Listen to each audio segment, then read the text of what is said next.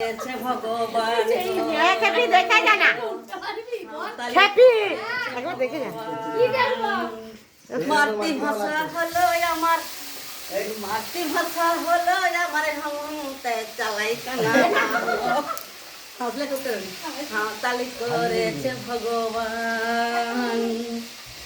আমি যদি মাস্টার হতাম বেলা 10:30 স্কুলে যেতাম, কত ছেলের পড়া নিতাম, মূলে দিতাম কান গো।